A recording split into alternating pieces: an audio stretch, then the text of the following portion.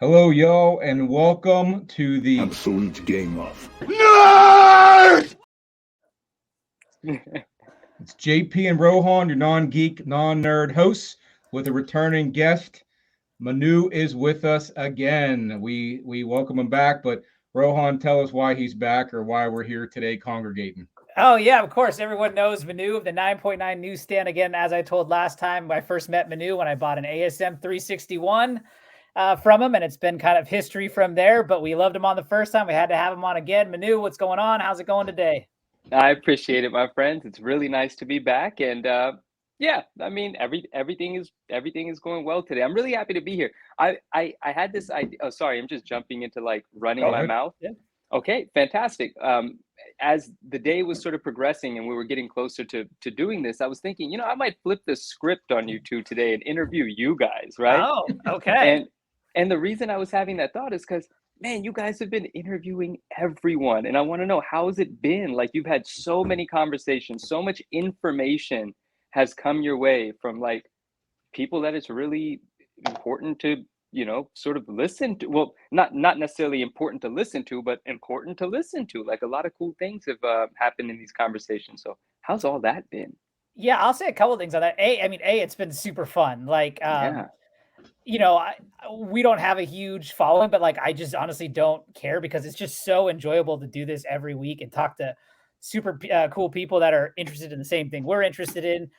And then two, I'll say like, it's just amazing, like how open everyone in this community is to just saying like, yeah, I'll come on. Like, I mean, Yeah. we've talked to people from Swaggle Haas to you to Darren of the Fantastic Collection, Dinesh, like, Yeah. no matter all the way down to just regular collectors, and everyone's always just like, yeah, I'd love to come on. And so it's just like it's been awesome.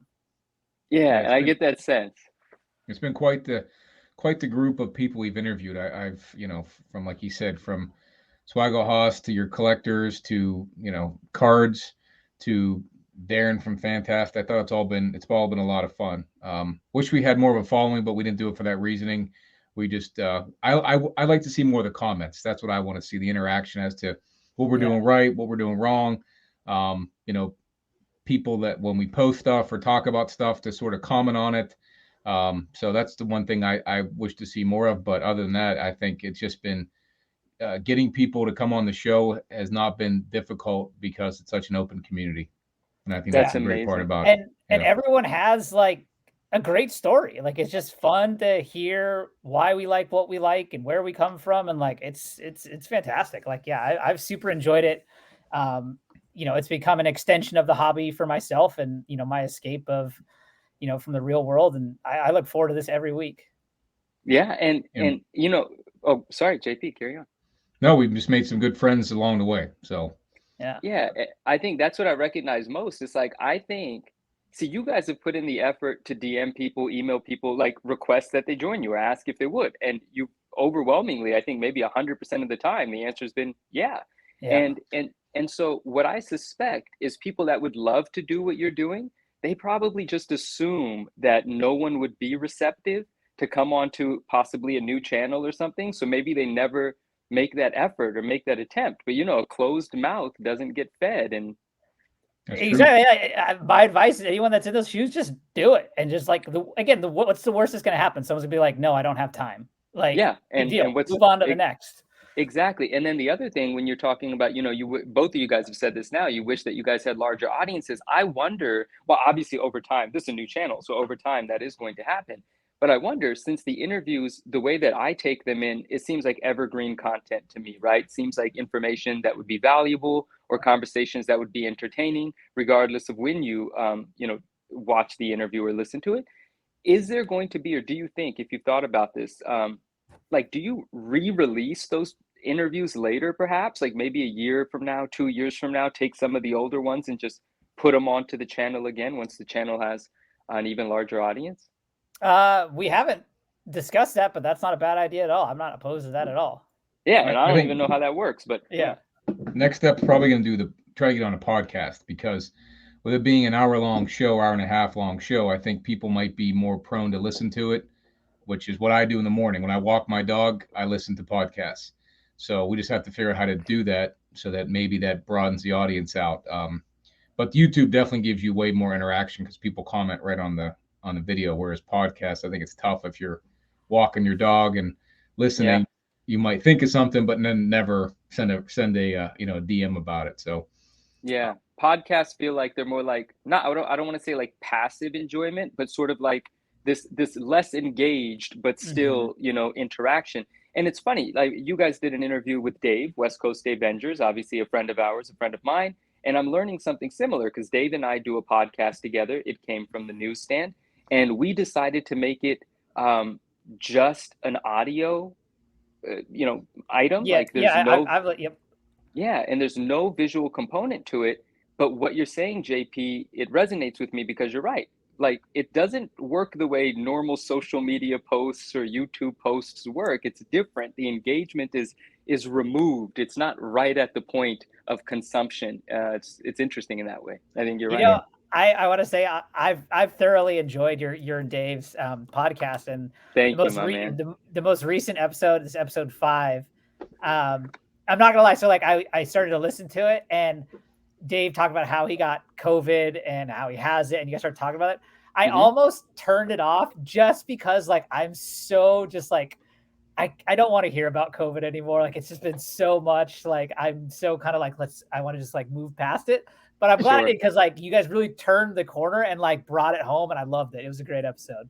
I'm glad that that's how the flow of that was with you. And you know what? That's also so important for me to hear because that's not lost on me, right? Like 3 years after everyone's done talking about COVID, we do an episode about COVID. And obviously it wasn't planned. It's because he came back from his European trip with a case of COVID, you know? Yeah. And so we talked about it, but it was intentional to start it with that, but lead to like, the greater conversation, like Hmm.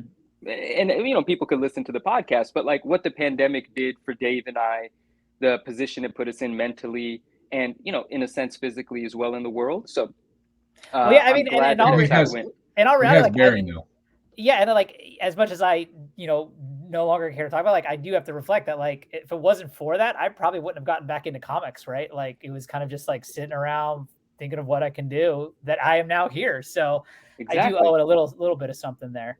But I yeah, think many of us do. Yeah. yeah, and for Yep. those that are listening, I'll put the link to their podcast in the show notes.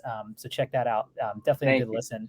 Yeah. Appreciate that very much. And we're like on episode 6 or 7, and we're getting better with each one, and we're just hitting the ground and going Yeah. essentially, and we'll see where it goes. But I mean, I guess we can hit you back with that same question. Like, how have you enjoyed I mean, you've also been doing the show with Justin on a weekly basis. Are you Right. finding the same enjoyment out of it? So much. Like I haven't even really sat back and thought about it too much. I think about it just in general, like, thoughts occur to me about what I should be doing and maybe what the next step is. But I haven't really sat back and reflected on it yet, right? It's still pretty young because even with the Marvel show, every Tuesday we do that on Justin's channel, of course, and that's going back on Spidey Hits, and that's going back what now 68 weeks, right? So I mean that's a considerable amount of time, but it seems like it's gone by rather quickly. And I actually most recently on an episode of the Marvel show reflected on how I've been feeling specifically in the card community, but it was me being vulnerable. It has nothing to do with like me pursuing this sort of like YouTube path as well as a podcast path, removed from the content creation on Instagram. I'm dabbling, but I exposed a vulnerable side of myself somewhat on the last episode, and I said, "Man, I feel like I've overstayed my welcome in the card community." And there's layers to that, many layers to that. And maybe one day we'll talk at length about why that is. But you just caused me to reflect on that a little bit, and I don't actually feel like that's not entirely the statement. That's just the top layer of it, and then it's intended for us to peel it back and discover what that actually means and why I might feel that way. But in terms of engaging with YouTube, it's been a blast. Like 68 weeks has felt like 2 months, right? And I enjoy it. And I did explore the idea of starting my own YouTube channel. I mean, YouTube were aware of that, and there was like a date scheduled for me to put up my first video, but it didn't happen. Just organically it didn't happen. I don't force it, and I think maybe it didn't happen for a reason. I think the universe knew something that I didn't, and I needed to be more available for the other things. It also occurred to me, if I continue to do content creation, which I love to do and I want to continue to do, I have to be cognizant of the fact that the other things that I do that are rewarding and then I feel like I'm good at and it feels like something that's satisfactory to me on a variety of levels, the more time I spend away from that is the less time I spend doing that, right? Hmm. And I have to remember the reason that anyone even invites me onto their show, the reason that anyone even wants to hear what I have to say about books and grading is because of what I do in the world of books and grading, right? So if I just go into the world of sitting in front of, screens, well, then I'm not doing the thing that brought me in front of the screens, right? Yeah. And so I have to be mindful of that. And that's some thought that I've been giving recently. And maybe that's why the commitment to my own YouTube channel, because personally, I would have felt the pressure to continue to produce on that channel multiple times a week. And what I realized quickly is doing a YouTube video and editing it and putting it out, being an overthinker like myself, it's quite time consuming. It's not the Yeah. quickest thing for me to produce and release, but doing a live video and just saying, all right, now it's posted, that kind of works because you're forced to just wing it and do it. And that's what happens with Justin. And then with Dave and our podcast, that's a commitment and that's a creative commitment from the roots, of course, but it's different from a YouTube video and we're learning as we go. And that's been fun. You guys might not know this, and very few people know it because we haven't publicly said it. There's an entire episode that I requested be deleted. Um, because it was a pretty aggressive episode. It was You about an went ham hour on of, some opinions.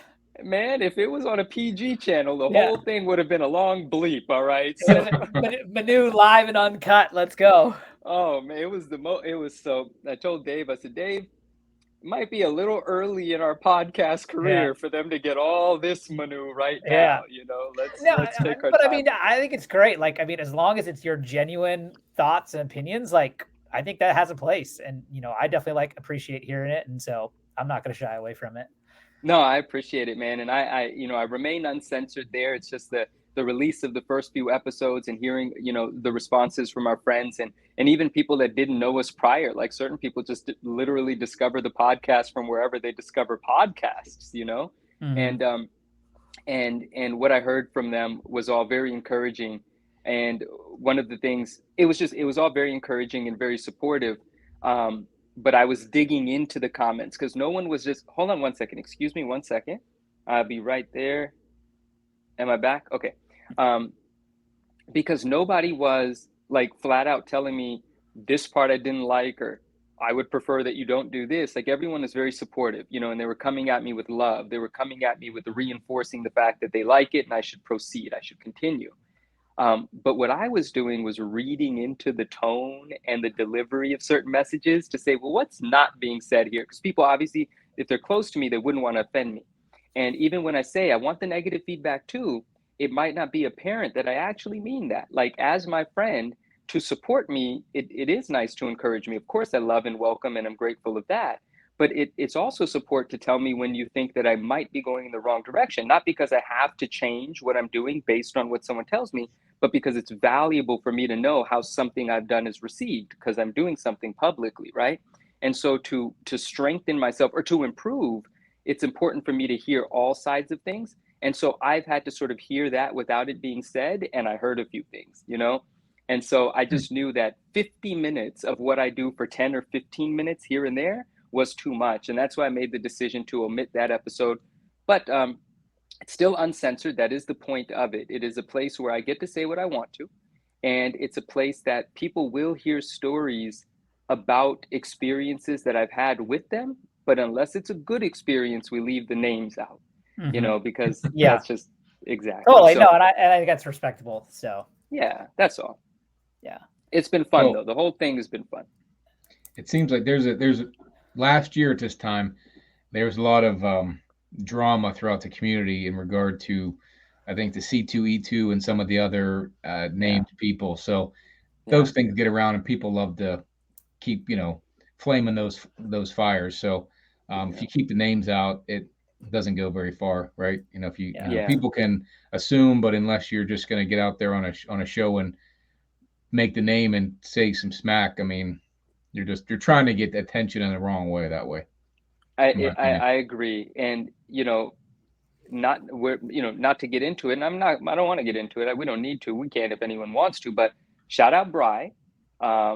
I love Bry, you know, and the reason I bring that up is because there's a recent bit of controversy floating around, and he happens to find himself in it.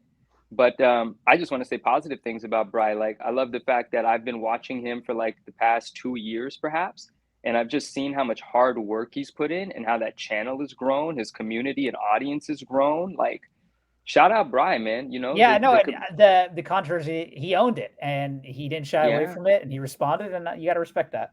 But yeah. I mean, weren't what, there two things that came up recently from him? Well, I know there's or the was one it with two? there's I, I know the Delato cover one. That's the The one I know Delato about. cover, and you know, I don't kind of believe him. I do believe him. I don't think he knew the doing a variant cover doesn't. Okay, go ahead, JP. Yeah. right, that's what I meant. There was the thing of destroying the comics, Hmm. Oh right, yeah, to it's like make there's them I rare, think and then you're talking about there was a used yeah, art yeah, piece yeah, yeah, from yeah. It's okay, so all that's part of the just same two, story. I mean, like right? the destroying part, like that's he's not the first to do that. Like that's No, that been mechanism of yeah, creating that's been scarcity has happening been for a happening. bit. Yeah. Yeah. But yeah, we don't need to go into the negative. No, I Again, just want to say No, what up to yeah, my guy Bry. he Shout handled out. it. He handled it great, I thought, and I don't think he needs to worry about any of the morons out there hating. Man, you're when gonna you have put in that. I that mean, much work, yeah, JP, we're sorry. friends with Mike from Lunch Money, and I mean, just when you have that many subscribers, that many people, you're bringing out negativity somewhat. I mean, there's idiots everywhere you go, and Comes with the territory, you know, yep, comes with the territory. gotta have And thick skin.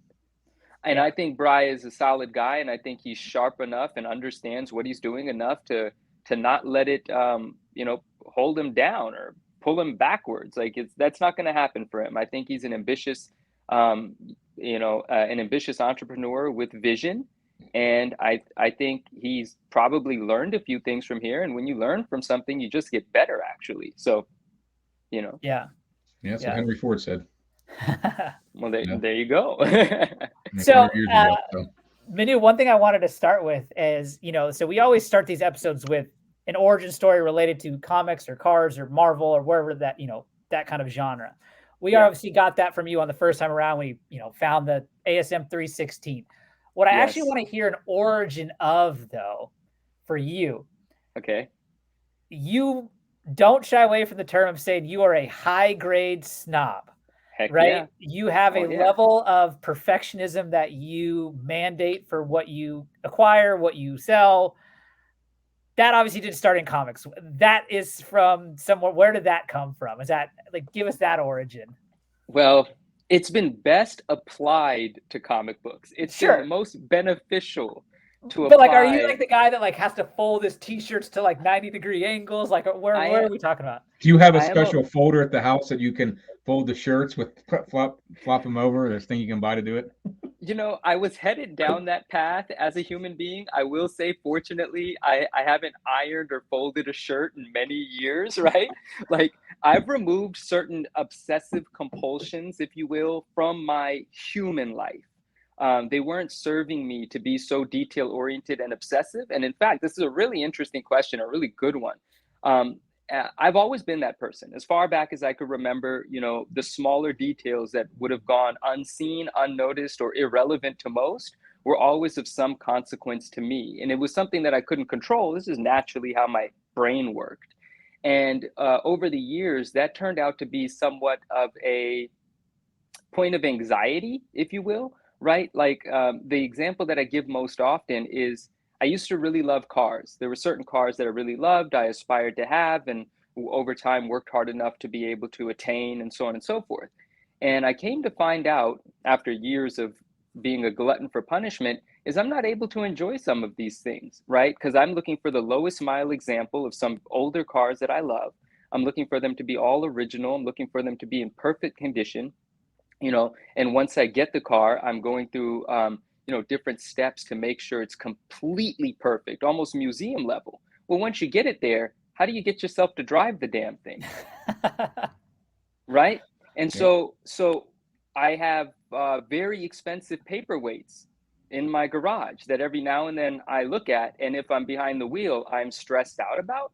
Or if anybody else wants to go for a drive, I have to be aware of how they're opening the door, what they're touching, how large are the buttons on the back of their denim jeans that are going into the perforation of this freshly like, catered to leather, this moisturized leather. Like, Manu, are you the guy that when you go to the grocery store, you park in the way far corners and knowing?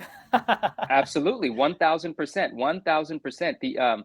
The inconvenience of walking a quarter mile to get into the retail location It's worth it. is way worth the stress and anxiety that I would experience coming out to a car with a door ding on it, right? Yeah, no, and on that note, just as an aside, I always think it's funny how long where people are willing to like circle the parking lot versus like Mm. park just like 200 feet further. Like, Well, like you go to Walmart. I mean, you see shit people drive there, or they how they dress. They're gonna ding the hell out of your car. I Dude, do the these same thing. I days, don't care if I'm driving a Mercedes or a Subaru. I don't want it dinged up.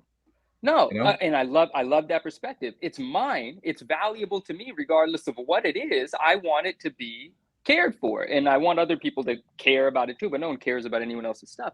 But the thing I was going to say really quickly here in the Bay Area, with how how in demand land is or how expensive it is, it doesn't matter what business it is. The parking lots are getting more and more congested. They're getting more and more risky for anyone that cares about door dings, right? Manu And is so gonna Uber everywhere from here on out, so he doesn't have to ding up his car. there's different problems with me Ubering all the time, right?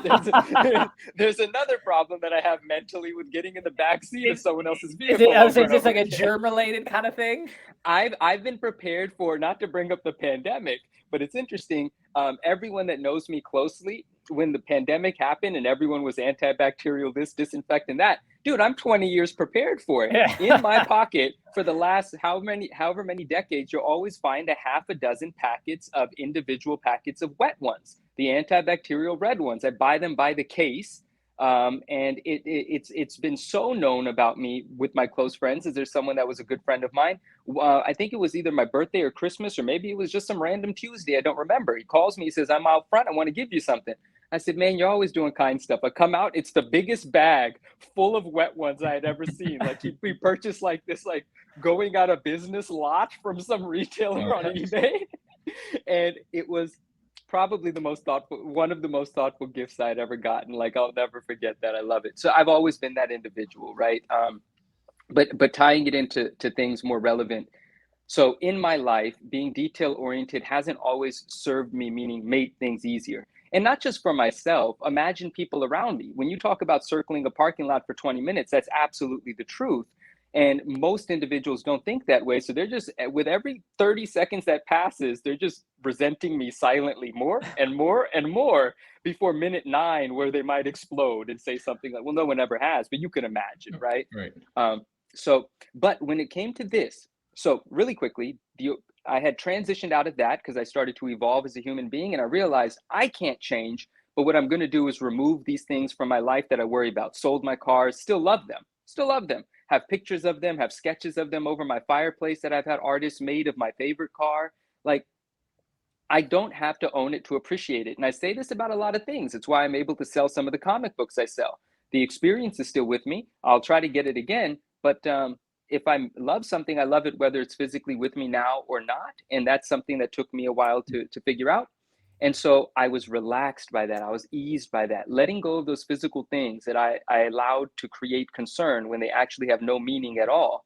Um, I was much more at ease with myself and the world, having removed those things from my life.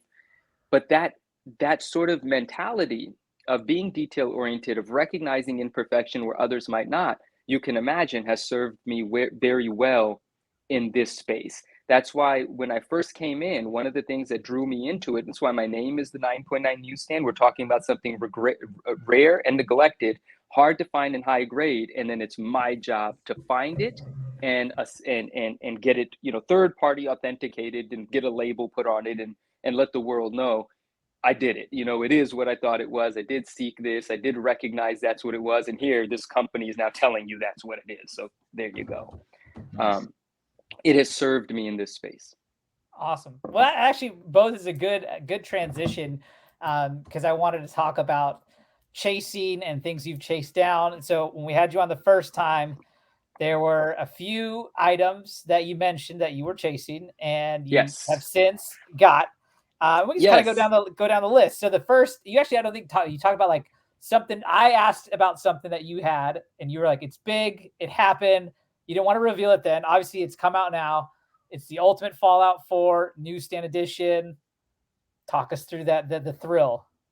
That's true. We didn't, you're right. We didn't talk about that on this episode, which, I mean, on this show, which is actually really strange because someone contacted me from the internet and said, I watched an interview of you. Congratulations on the 9.8 Newsstand Ultimate Fallout 4.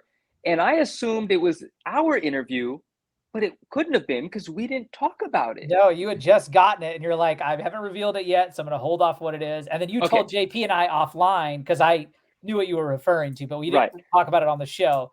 But obviously, you posted about it since it's been Yeah. discussed. Just kind of take us through like it was something you wanted, Yes. you chased it down, you got it. Kind of walk, discuss like the thrill of all that. Yeah, it was the most thrilling thing ever. Like I was excited when I made the commitment to the 9.4. That was a graded 9.4 when I recognized that it had potential. I I overpaid for it, betting on myself, and did some quick math about what I might lose in terms of money if I'm wrong here, and the loss would have been in the several thousands of dollars. When the book arrived, it was everything I thought it might be and more. When we started to care for the book, meaning, Epic Comicology, Taj, I shipped it off to him and he started the process of pressing it and getting it ready for submission. The whole entire process was just fun because it's so exciting. It's like, oh my gosh, we've actually done it. Here it is, over 10K into this book. I'm shipping it here now, and we're working on it, and we're optimistic. I'm so optimistic. But once I recognized that it had the 9.8 potential in it, I started wishing for that and willing for that, or whatever, praying for that, right? And really trying to put that energy into the world, into the universe. And then fast forward, the morning that grade dropped, I've told this story so many times now, but I get excited thinking about it each time. The morning that I saw that grade, um, elation, absolute elation, like the hysterical laughter, the crying, the who should I call first and celebrate this? Like, to me, it was a once in a, well, hopefully it's not once in a lifetime. It's actually encouraged me to go for these things again. But it was a victory. It was like absolutely this beautiful feeling that I don't know how to duplicate. Only putting yourself in a position to risk something like that and then succeed and have that relief is the only way, I think, to actually get to a point where you feel what I felt that morning. It was elation. It was incredible. And everything that took place since then has been really exciting as well, right? Because it led. Thank you for all of the wonderful things that have been said on that Dinesh interview. That really meant a lot. But just like I said that day, like the amount of people that it introduced me to, and so on and so forth. And obviously I've made corrections since then. Dinesh is very kind. He didn't say that I reached out to him first, but I reached out to him, and then we connected on the Ultimate Fallout 4. He's just kind enough to call me back. But a lot of doors were opened by that book, man. It's been one heck of a ride. I want to ask two Yeah. questions. So first question being, how many newsstand issues did you look at before you purchased the 9.4? And then two, I know since the 9.8, you recently flew somewhere to check out another one that had potential, and I don't think it did. So Yeah. did you fly out for this 9.4 or anything like that? Oh, I'm gonna, if you don't mind, I'd love to tell this story actually. So the 9.4 that I actually acquired that became the 9.8, I never saw in person. All I had were the eBay pictures and the confidence that I created in myself studying those eBay pictures. The other thing that worked in my favor was that the auction ended in a really terrible time. It ended at like 2 o'clock in the morning on Christmas night, right? Like the night, the 26th of December. That's Christmas after midnight, right? Yeah. Yeah. And so I was like, I hope people are drunk, sleep, full. I hope they just got resting on their mind rather than this book. They've already spent all their money for the holidays, so on and so forth. But I wasn't the only person awake, waiting, and I did get into a bidding war, and I did ultimately, obviously, end up winning the book. Now, that gentleman who was selling the book wasn't aware that it was a newsstand when he first opted to auction it on eBay. He quickly found out something was going on when it went past $1,000 or $1,500 that he thought it was going to, go to, or maybe like $700 or $800. It's a 9.4 first print is what he thought, right? And well, it is a first print, but it's not a direct edition. And so I could only imagine what was going on in his head. But once I won the auction, there's one thing I did very intentionally was pay right away, because I had a feeling that whoever I beat is probably feeling regret at this very moment and is probably could potentially DM the seller and offer more money, right? And if you were going to do something like that as a seller, say, all right, I'll cancel it and take this, it would be a little bit harder for you to do it if I had already paid, right? You might second guess that, because now the money's been There. paid. You should feel pretty confident that this is yours, or feel good about it. And so I made sure to pay right away. It was, who cares what the total was? It was, whatever. And then after that, I think a couple of days went by and I didn't hear from him, right? Actually, one day probably felt like a week to me, right? Because here I am, it was close to 12 grand that I sent him that night, right? And so the next day it didn't ship. The day after that, it didn't ship. And I was like, man, I told Dave this on the phone. I said, Dave, I really hope that this person who sold this book is just kind of like out gathering the proper packaging materials because they didn't assume. I just said, like, that drives me crazy too. The same thing is like, I get it. Like, if you buy something on Friday night and it's like, they're not going to be able to ship it until Monday. But like when you buy it like on Tuesday and they don't like ship it till like 4 days, it's like, what are you doing? Come on, bro. Dude. Depends what you're buying. Depends what you're buying. If you're buying some back issue, they probably have to go find it. But you got a newsstand version of Ultimate Fallout. They had it on their, they were ready to ship that out. Should have been anyway.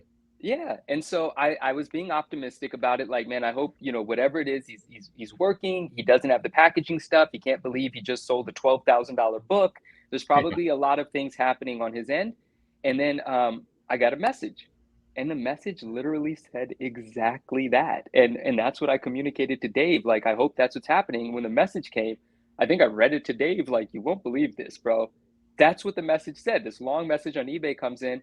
I've been working. It was the holidays, hours this, hours that. I didn't know how to package this. And so I went out and made sure I got all the right stuff. It's going out tomorrow, right? Once the book arrived, I made a video unboxing the book. But that's what I saw. That's what I saw.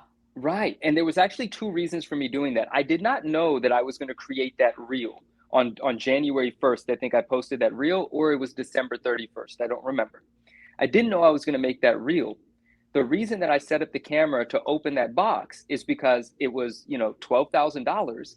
And if anything was wrong, I wanted to be recorded that the box was sealed as I received it. And I didn't want anything to leave the frame. I wanted to document everything for insurance purposes, a claim purpose, whatever the case might be. I was covering my ass, essentially, right?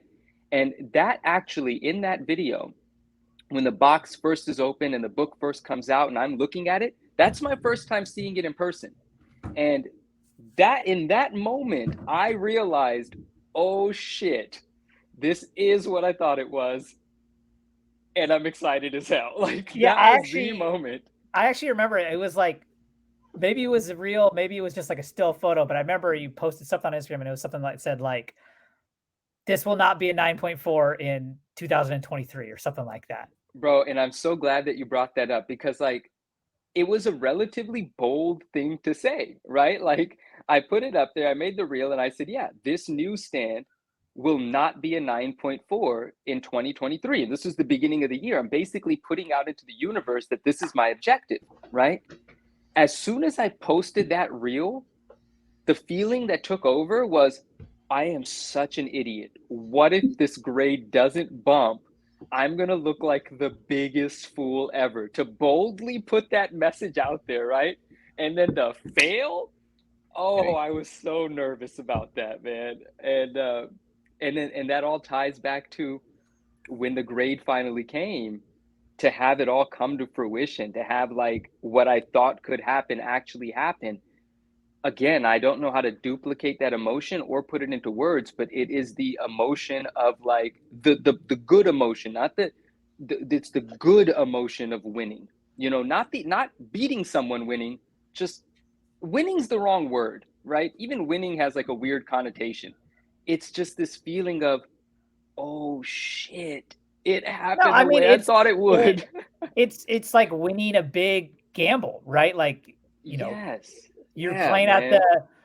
the minimum 10 grand poker table, and Yeah.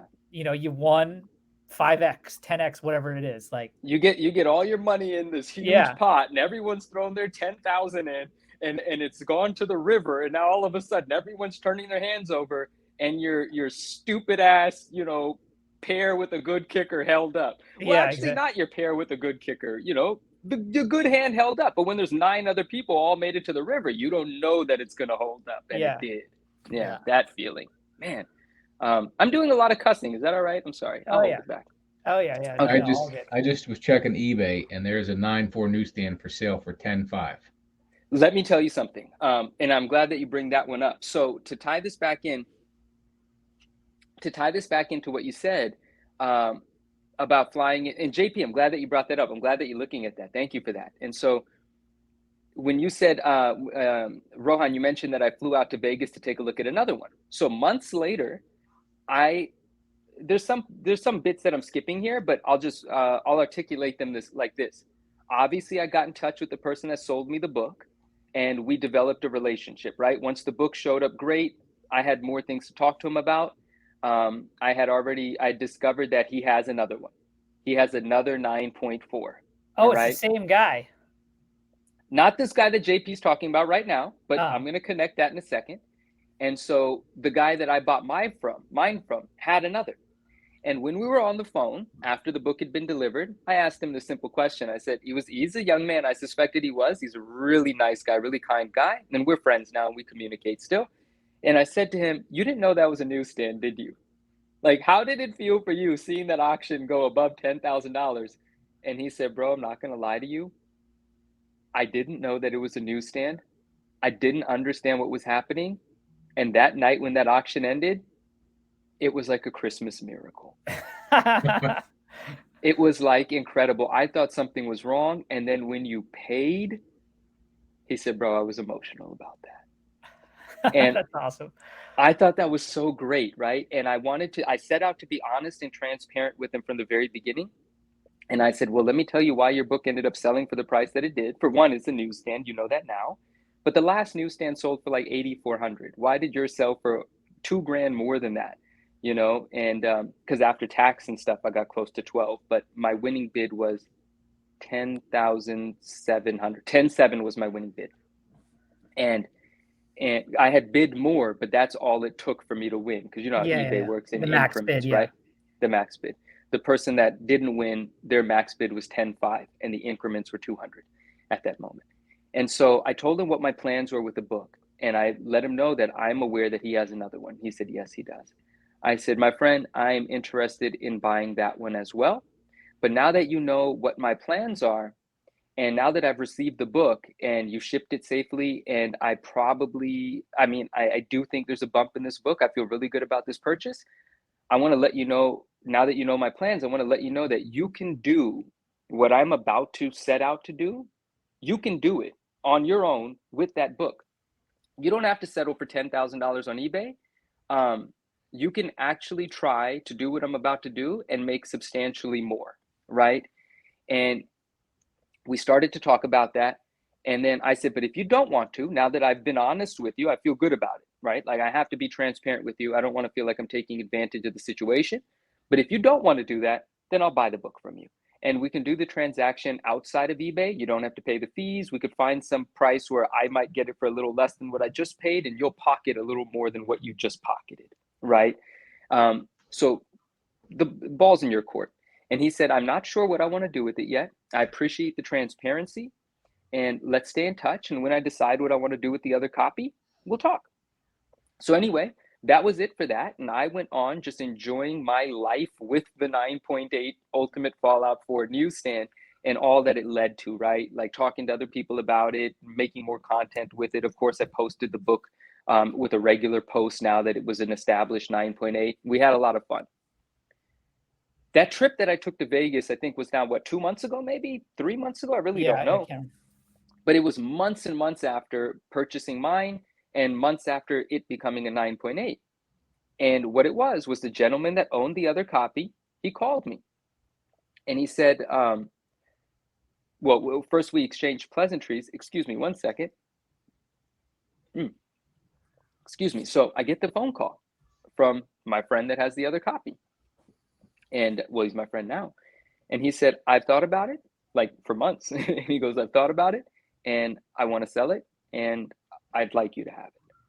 And we hadn't spoken since it being a 9.8 though, because it's not like we're social media friends, right? We're a phone call every now and then. We hadn't spoken about it yet.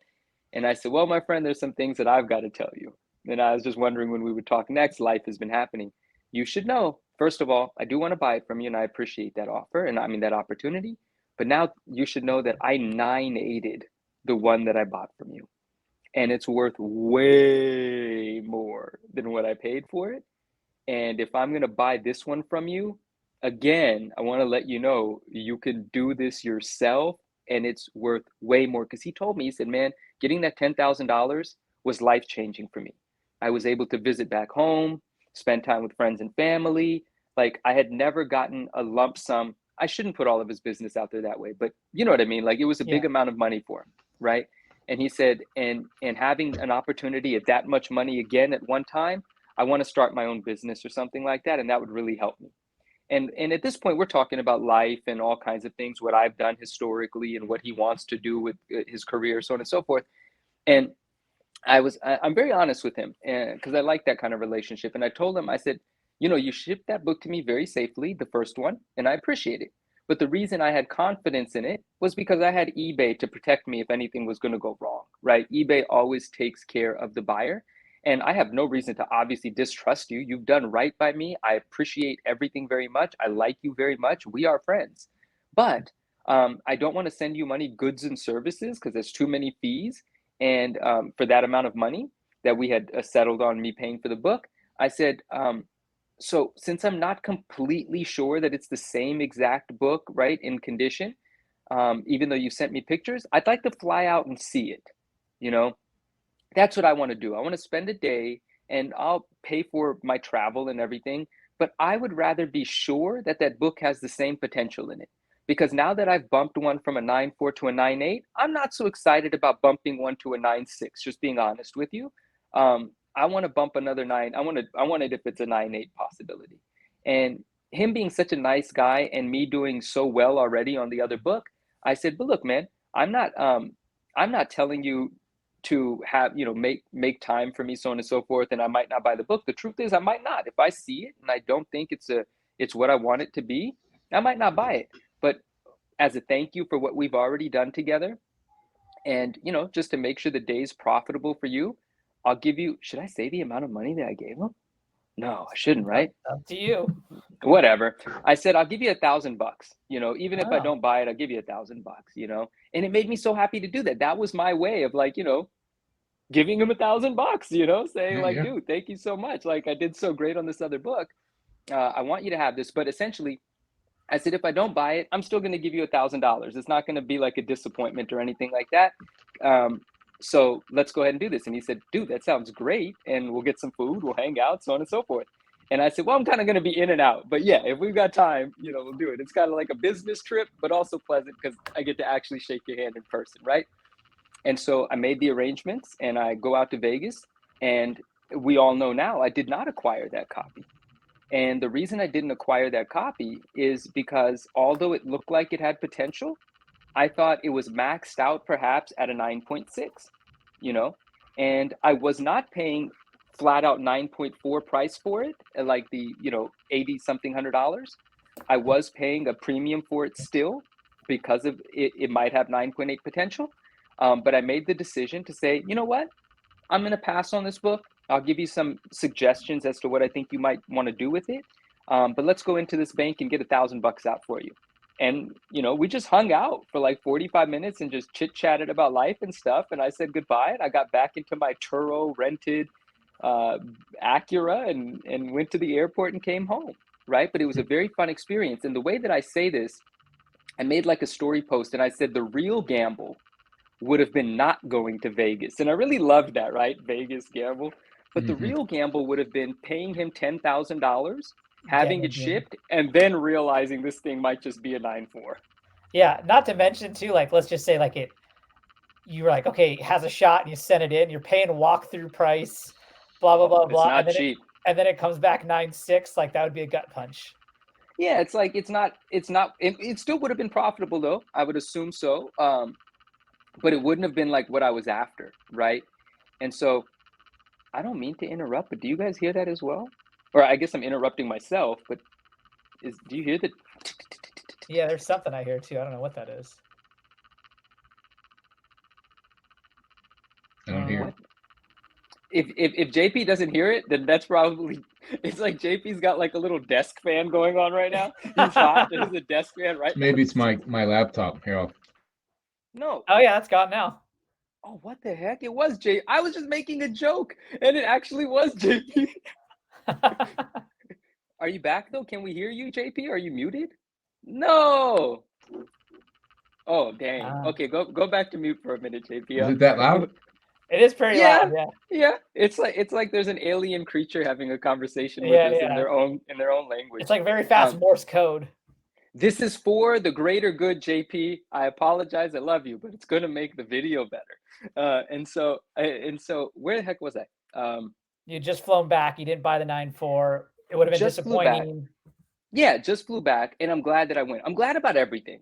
There was no losing in that situation. There was either not buying it, giving him the thank you, and still being happy, or there was buying it, going home, still being happy. There was no losing, and I freaking love that.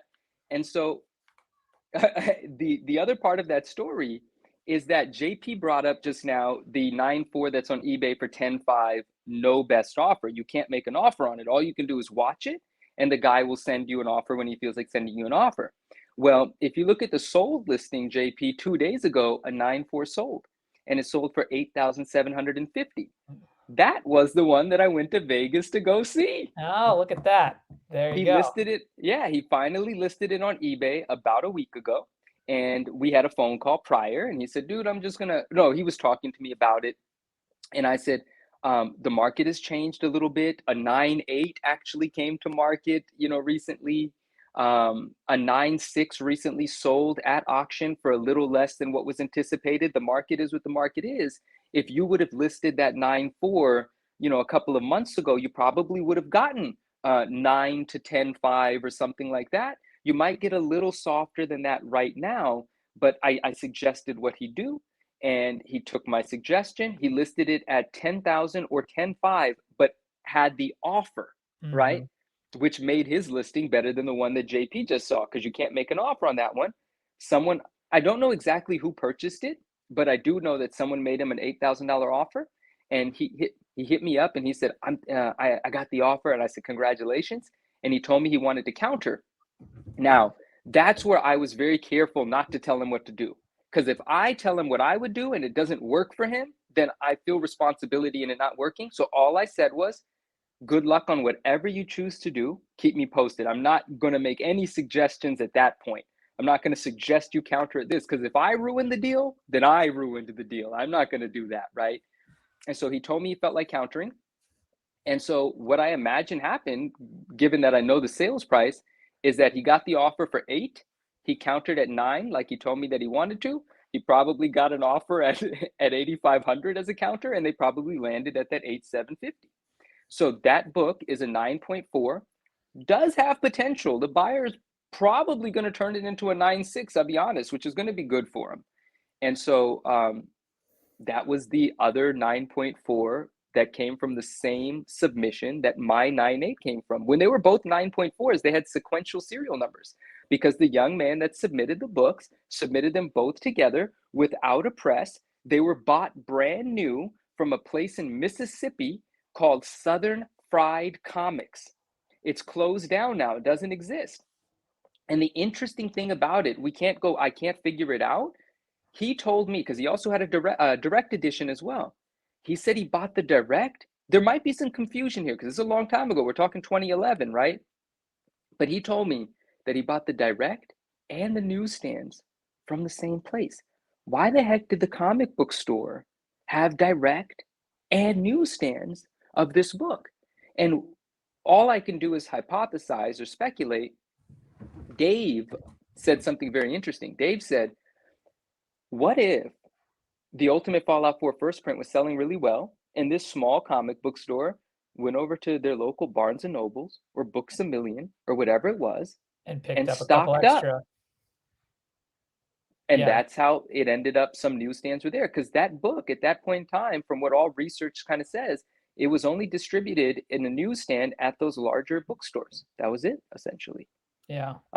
So that's most of that Ultimate Fallout 4 9.8 newsstand story, man. And it's been heck of fun, dude. It's been really fun. I mean, and then obviously that's a hell of a story. Obviously a couple other chase items that you talked about. We don't need to go into as depth, but like there was the 316 Mark Jewelers 9.8 white page, which you now recently acquired. And then you just turned a Malibu Sun 13 Air into a 9.6, is it? Yeah.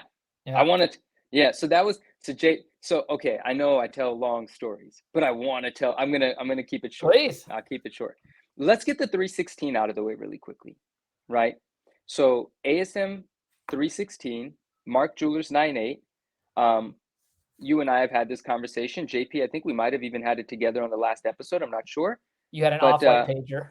I graded one. I paid $1,000 for a raw copy a few years ago, graded a 9.8 off-white to white. And I've been after the white pager ever since. And there was 2 that came to my attention. I'd made offers on them and I wasn't able to buy the book. Long story short, the last offer I made was $5,000. And the gentleman is a friend of mine, and he's always had the possibility of countering. I've been very clear with him. You could counter anything you want, right? Like I might just say yes. It's that kind of book. And he just didn't want to sell it because it's that kind of book, and I completely get it. And the other guy that had one, I don't know personally, but I reached out to him and I offered him $4,000 as a starting for the negotiation. And he very simply said, when it's time for me to sell it, I'll call you. That was it. So neither of these 2 gentlemen wanted to part with the book. And then one day, I get a D. I didn't see it. I didn't see it on Grails. What I did was I saw a drop down pop up on my phone, and it said this gentleman who's a friend of mine in UK. He had sent me. It just said, a post from Grails, right? So I click it and I go, and it's the 316 Mark Jewelers 9.8 white pager, and it's $2,499. So before blinking, I wrote the word claim. I thought about it after writing the word claim. I'm like, is this the Mark Jewelers claim? So I write that, and in the comment section starts to happen, right? The backup claims start to come in. People start to congratulate, like all of my friends that know that I'm after this book, they start, congratulating, right? Like it became this place to celebrate the fact that, oh shit, he just claimed the Mark Jewelers. Yeah, I imagine. I mean, I also imagine like, we can be real here. Like you have a reputation, people follow you, they see you claim this book so quickly. They're probably all like, crap, we missed the boat on something we weren't thinking. And they're like, you have all those backup claims coming in, I'm sure. It was so freaking fun, man. And so then I go back into the DM, right? To the gentleman that messaged it to me. And I said, bro, thank you so much. I just claimed it. I wouldn't have seen that book. Like I don't pay attention to Grails, like not just Grails, the consignment pages. I'm not on them like that. That's not where I do my shopping, essentially, for the most part, right? I buy raw books and grade them for the most part, right? And so I thanked him, and then jokingly he says, finder's fee, right? Jokingly, completely jokingly. And in my head, I was like, yes, actually, yes. What the hell? Yes.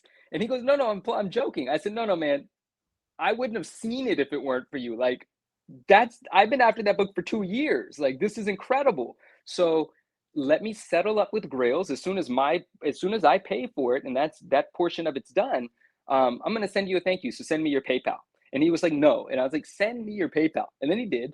And I'll leave that amount of money out. We're talking about money too much. I'm sorry. And so then I sent him a I PayPal'd him some money, and he was like, dude, what the hell? And I was like, I really appreciate having this book, especially because I just bought it for 2,500 and I have an offer out there for 5,000 bucks that no one wanted to snap up, you know?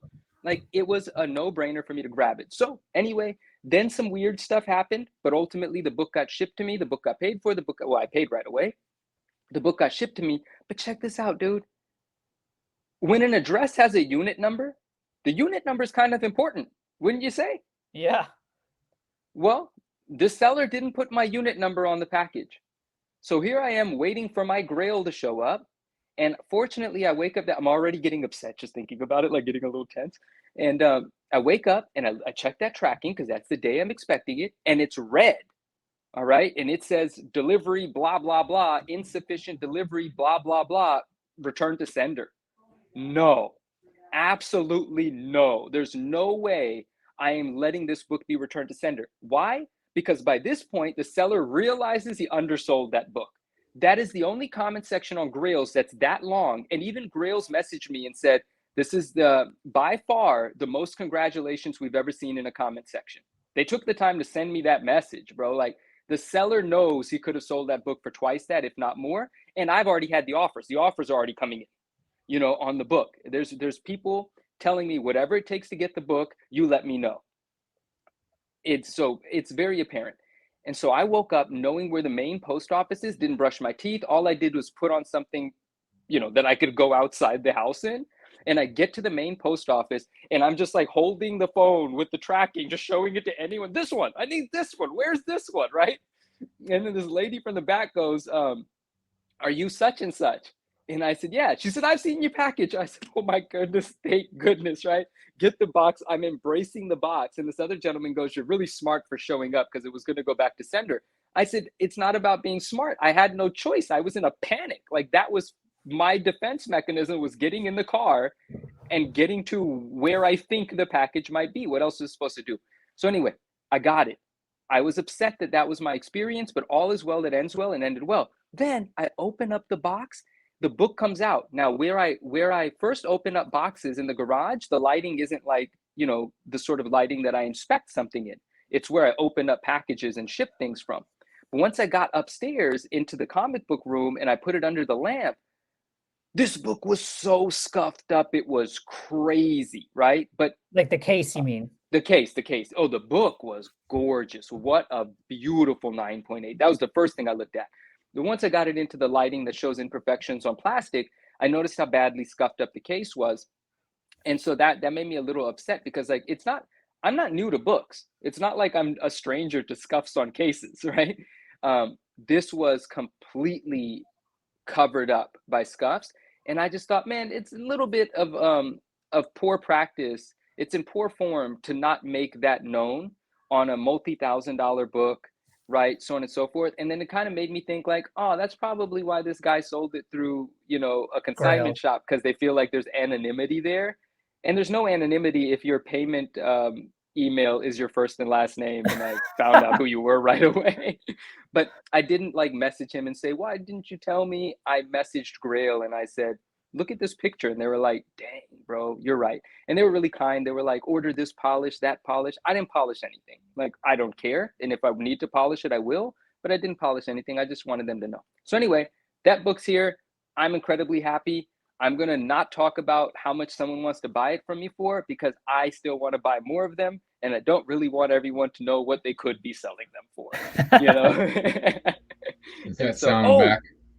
No. No, it's gone. It's gone. Oh, thank God. What's funny is you were talking about, you know, going to the post office. When I'm getting a package, I know when it reaches a certain point, like it reaches a certain city, I know it's going to be at my post office in the morning. And I go there and they know me by name for all the stuff I ship and all the stuff I pick up.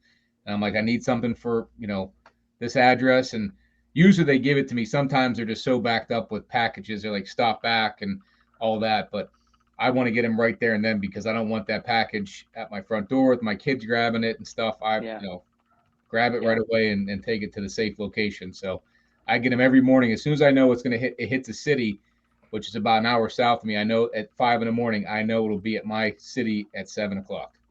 I love that. I love that you have the experience. Yeah. Like, dude, see, for people that don't like do too much buying and selling, like eBay stuff, they don't have an intimate relationship with the post office, but I know. JP, I can tell you and I've I, never we known have as an many damn intimate post office relationship. people. What's funny is during COVID, we almost got the one post worker fired because she was giving packages to my kid without a mask on, all the stupid shit. And now Oh, that's now she's funny. my best friend because I'm giving the, we made amends, I guess. But what a change in a couple years, right? What a change in a couple of years. Absolutely. I mean, my relationship with the post office essentially started at the beginning of the pandemic. That's when I became an online seller, right? And I know all of them by name in the one that I go to. I know all of them by name. We have a great relationship. And I just said this the other day, I think on a podcast, but I'm not a big, like, I love holidays. I love the spirit of the holidays, but I'm not like a big, like, oh, who do I got to send a gift to? Blah, blah, blah. Whose house do I got to visit? Like, if you love me throughout the year, not just because it's a holiday. Right. Yeah. But, so I'm not a big gift giver in that way. I'm a gift giver in general. I don't need a holiday to do something nice, but my friends and the employees that I know of the post office are the only people that I give Christmas gifts to. And I'm really happy with that tradition, and I hope it continues. And every time they're really happy and I'm really happy, and they're the only people I give gifts to. Literally, my family doesn't get gifts. My mother and father do, but that's it. Disgruntled people I see, they never smile, and then when I show up now that they know me, the charm is on, Rohan. They do smile now. And what's funny is I went to pick up a book a couple weeks ago. Excuse me. There's two post offices near me. One opens earlier than the other one, so I went to that one because that's closer to my house. And I go. It's like 7:30, and I open up the door, and it won't open. I'm like, what the? I said, is there a holiday I forgot about? It's like a Tuesday. Yeah. Or no, it was Saturday. I'm like, what the hell's going on here? Door won't open. Go to the back door because I know there's a bell I can ring to see someone. They'll open up for me back there. Okay. And my post woman's back there, and she's like, and I'm like, can you let me in? What's going on? And then this guy who I know also who like packages all the cars up. He goes, you heard about that guy that's loose? We had to shut down. He goes, we're on lockdown. He goes, but what do you need? Because somebody escaped from prison and they're on lockdown. He's like, well, what do you need? Because you don't look like that guy. Yeah. I was like, I didn't even hear about the lockdown. I said, I'm just here to get a package. Like, I don't care about that stuff, right? Just give me my comic and I'm going to get on my way. Exactly. And I didn't say it to them like that, but they kind of, since they knew me enough, they were willing to open up the back door and, knew I wasn't the criminal. So I love that special relationship you have there, my friend. Never thought it would happen with the post office. So, and now they're our best friends. Yep. So Manu, then what is what's on the chase list next? The absolute next item on my chase list. Man, I gotta be honest with you, man. It's probably a 9.8 Malibu Sun 13 Error is probably the top of mind thing that I want to accomplish. And it doesn't mean I want to go out and buy it because there's one available for sale. Yeah, you and I have discussed. You want to grade it. I want to accomplish it, exactly, right? But when you ask me that question, what's next? That's just top of mind. There's a whole row of things, right? And it's whatever opportunity presents itself. Yeah, like I sent you that 9.8 Mark Jewelers ASM 194 first appearance of Black Cat. That is such a special book to me, dude. Yeah. Like, and that price was a doozy, 24 grand. Yeah. I'm not saying, I don't listen. I hope the person gets it. I can't pay it, but wow. When have you ever seen it? When have you ever seen a 9.8 white page 194? I've seen Mark's several. Yeah, I've seen several 9.8s. Never have I seen. I've never seen a Mark Jewelers. It's very similar to. There's a 9.8 Mark Jewelers, and Dinesh has it actually. I don't know if there's more than one. X-Men 266, the first Gambit. Yeah. Sorry. Yeah. And Can we take a second? When he told that story on the episode, how funny was that? When he was talking about what the guys at the TV show wanted, and he said. They were like, we want the 266 Mark Jewelers. He goes, I have the original cover page, the cover art. They're like, no, we want to see the 9.8 Mark Jewelers. And it was like, that's hilarious. Well, I can't remember if he told us offline or on the show when he was like, they didn't want to see his Action Comics 1, which is the greatest comic book there is out in the world. Like, I think he said it on the show because I think I remember that. Shout out Dinesh, man. Awesome human I being. missed So that. much to be learned. You weren't. Yeah. Oh wow. Yeah, because Mike Uh, from Lunch Money guest hosted with me on that one. JP missed it. oh, that's right. I was on vacation. So much to be learned from that interview, and I'm not just talking about comic books. I'm talking about in the world of being that kind of guy, you know, an entrepreneur, an Yeah, intellectual. Like, his stories of hustling and everything, it's awesome. It's something. man, it's so cool. Anyway, sorry. Yeah, he has the 266 Mark Jewelers 9.8 white pager. Correct. Yeah. What I- else is on that row that you're talking about? Like anything that come to mind? Well, one of the things I just did, so I'll talk about this really quickly. So I've had Maximum Carnage acclaim this book, right? Oh Yeah. yeah. The acclaim book. I've Yep. had 9/8 of this book.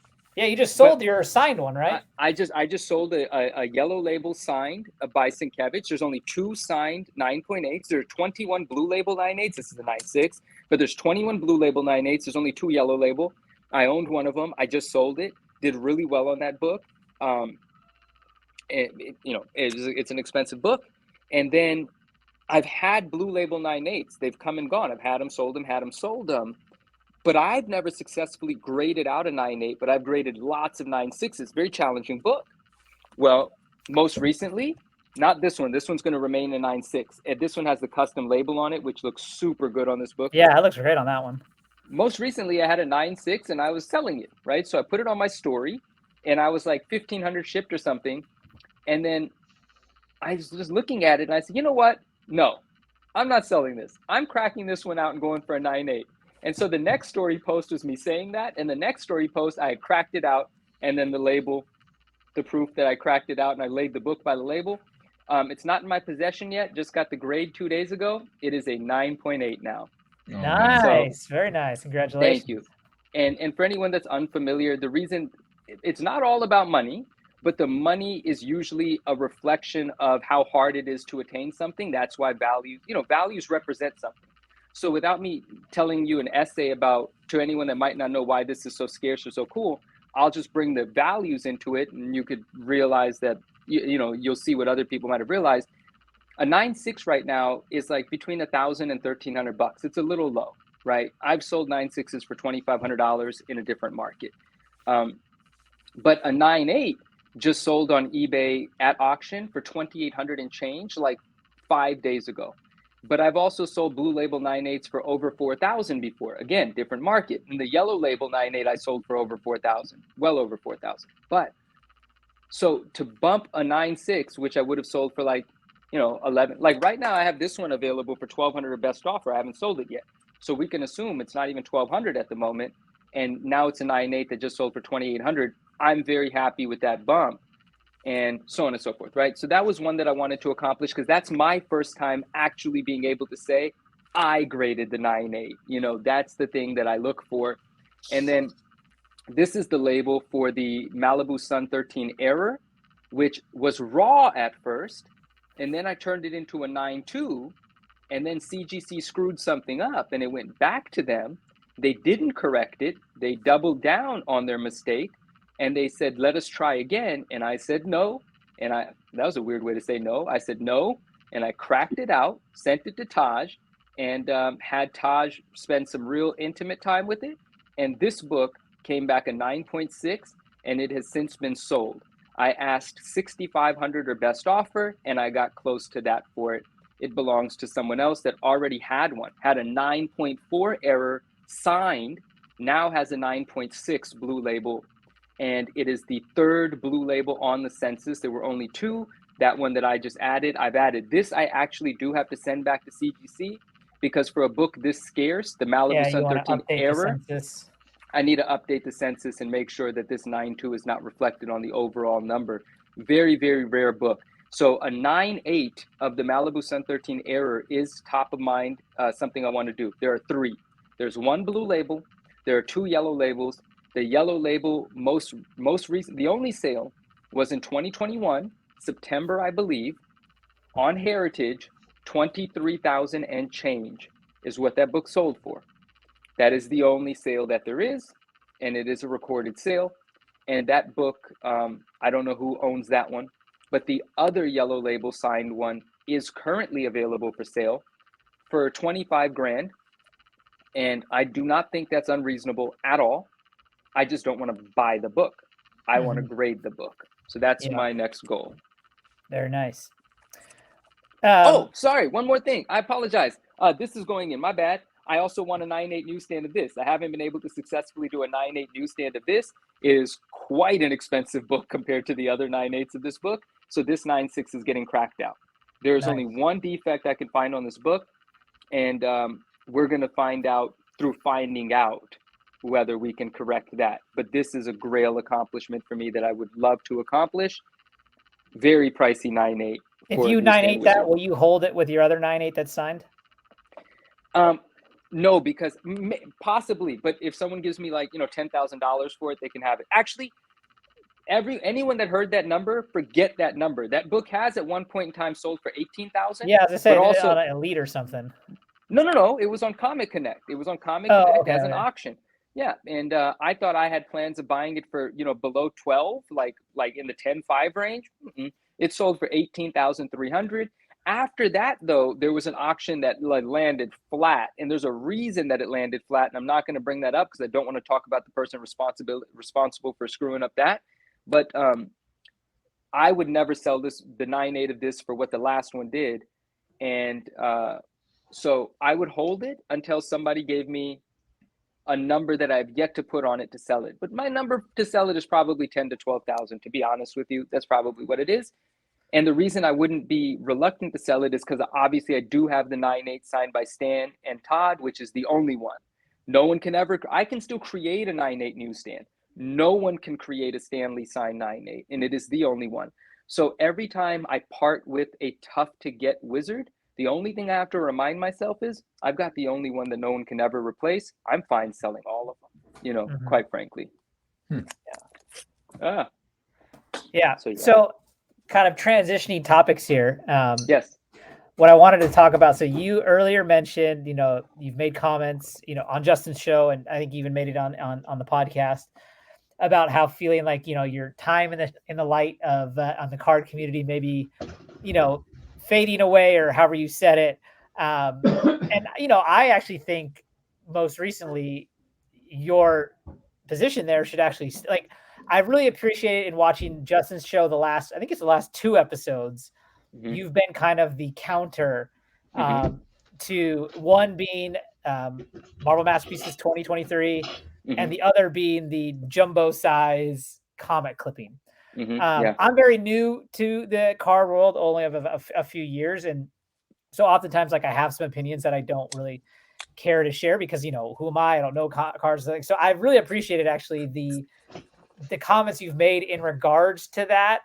And it's refreshing to see that, yes, we can have a discussion about this. We don't have to be all gaga over it. So JP, what we're talking about, like last week, it was so Marvel Masterpieces coming out with their 2023 set, and it looks awesome. Like from the pictures you see, the guy Dan Dos Santos, his art looks phenomenal. Yeah. Right. The opening price for a box of Marvel Masterpieces is 12 packs, 3 cards per pack. So you're talking 36 cards in a box, which to me is what? Yeah. It's supposed to be 5 per pack times 36 packs. Not to mention a base set is 99 cards. So you have to get 3 boxes even to just have enough cards to make a box set, let alone you'd have to get the right cards. Anyways. Yeah. So it started at the pre-order started at $500 a box, sold out. Yeah. Went to $600 a box, sold out. I think pre-order started at 6. Actually, I think it was 5. Okay. Oh yeah. You're right. Yesterday was at $900 a box, sold out. Today it was $1,000 a box, sold out. But it's because there isn't enough people saying too much. Everyone. It's rightfully getting praised due to the art and what Dan's work is on it. But at some point, there needs to be more people being this price is outrageous. Is that so? Not to go back to COVID, but 2021 prices went crazy. Did the cards not have the same situation? Have they continued? The card market definitely bumped in COVID. Right. Has it not fallen off that? No, it has. It has. It definitely has. Yeah. The card market followed the same pattern as every market did. Yeah. So, but these ones, this is an anomaly because of the number that's available. No, I not mean, I think they're necessarily. just like it's just got a lot of hype. People are really So I mean, anticipating it. there's not, they can't get enough of it. Like Cabbage Patch Kids in the '80s, like everybody wants it, and the supply is, they think, is not enough. So people are, as soon as it comes out, they're buying it. Yeah, I mean, It's it not is even out yet. People yeah. are pre-ordering it. Oh. Yeah, and it is a premium set. It is a serialized numbered set, so there are only so many sets that can be had. At the time of this recording, it actually gets delivered to people's houses tomorrow. Okay, yeah. Yeah. So, but yeah, so it's like, but like, as long as people are continually just hyping it, like, there's no reason that whoever's selling the box is not gonna be like, well, it sold out at 1,000 day. Let's see how tomorrow goes at $1,200. So here's a little bit of, and you know what's, I appreciate you bringing that up, because what's really interesting is after I voiced that in the last episode, and some of my, I don't know if contentions are the right word, but some of, you know, I contradict what everyone's excited, not contradict, but I'm contrary to the excitement, or whatever I'm trying to say is, because the excitement, I can't just artificially be excited. Why am I going to be excited? And I say this and I mean this. I'm excited about things that I love. I have an emotional attachment to them because I remember them. 30 some odd years ago, 30 years ago, I started collecting cards, right? I remember those things. I basically hunt for high grade nostalgia, right? Having the card gives me the warm and fuzzies. Having the card in the highest grade possible that I remember from a kid just is a different level of it for me. I do not have an emotional attachment with anything that's just coming out. Just because you call it masterpieces doesn't mean it takes the same space in my heart that the masterpieces sets from the 90s do for me, right? But the card companies know, and they are preying on the emotions of adult collectors that are looking to satisfy that inner child void. And quite frankly, they are taking advantage of it. And it's up to the responsible adults to push back. And if they just want to keep consuming everything the companies are selling them, well, that's up to them too. And so, you know, I've been voicing this because I don't want to be the guy just raining on everyone's parade. You know, if a bunch of the card community, I am part of the card community, but there are people that are like, you know, that's all they do is cards, right? And I don't want to be the guy telling them, hey man, like you're not really using your head here. You know, just let them do what they want. They're grown men. What difference does it make to me? It's not my money. When they sell a card, they're not giving me a piece. When they spend their money, it's not coming out of my pocket. What do I care? You know? And so I had to take that position of, although I would be giving you completely different advice, and if I was the manufacturer, I would distribute in a much more loving way. You guys feed whatever machine you want to feed, right? And so I started voicing that, like, this isn't my conversation because I am not speaking the same language that you guys are speaking. So I'm going to just pull back. Instead of disturb you guys, I mean, be bothered by what you're doing, I'm just going to pull back. But once I said that, the outreach that I got was beautiful. You know, the people that are watching and listening and appreciating, which a lot of people do take my side of this, right? But the people that are promoting the set are obviously promoting the set. So that's what you hear, that's what you see. But there's a silent majority that was kind enough to send me private messages and say, Manu, we love you in this community. Like, literally, it brought me to tears. And one guy, I was going to send a voice note back, and I was like, I can't send you a voice note right now, brother, because like the message you sent me, what it did to me. So I'm just going to write this out, man. And because I send people voice notes, right? And so they were all they were like, no, bro, you need to keep voicing your opinion. We need to hear it. We respect it. It's a breath of fresh air that you are saying, calm down all the hyping, guys. Like, that's all I want, you know. And but at the same time, I know that my friends love this. They love the community aspect of it, and I don't want to get in their way.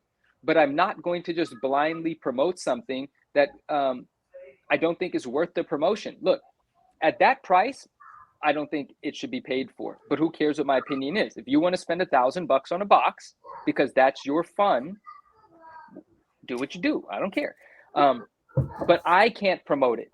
I can't do that.